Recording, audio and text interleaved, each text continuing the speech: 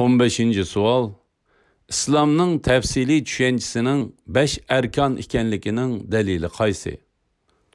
Bismillah, alhamdulillah, vessalatu vesselam ala Rasulillah. Assalamu alaykum ve rahmetullahi ve berekatuh.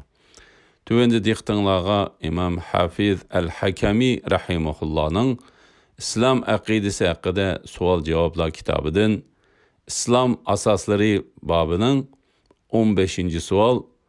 İslamning tafsiliy tushunchasining 5 arkan ekanligining dalili qaysi? Savolining javobini o'qiymiz inshaalloh. Ba'du billahi minashshaytonirrojim. İslamning tafsiliy tushunchasining 5 arkan ekanligining dalili qaysi? Javob: uning dalili Rasululloh sallallohu alayhi va sallamning Jibril alayhissalomning savoliga bergan javobidir. İslam degan yegane Allohdan boshqa ibodatga loyiq hech qanday ilohning yo'qligiga va Muhammad alayhissalomning Allohning elchisi ekanligiga guvohlik berish, namoz o'qish, zakat berish, Ramazonda ro'za tutish va haramga berishga qodir bo'lasan Baytullohni haj qilishdir.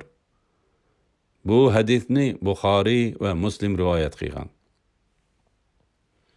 Ve yana Peygamber sallallahu aleyhi ve sellem'nin İslam 5 farz üstüge kurulgan. Birinci, Allah'tan başka ibadetke layık hiç ilah yok.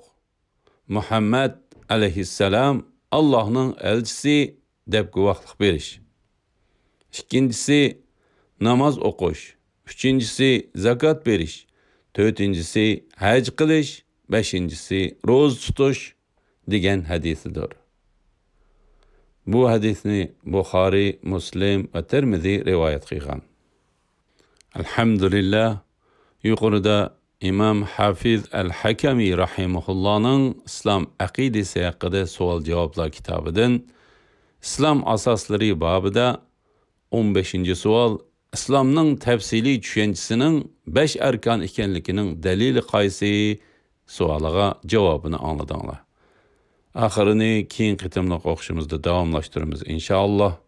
Va sallallohu ala Muhammad va ala alihi va sahbihi va sallam. Assalomu alaykum va rahmatullohi va barakatuh.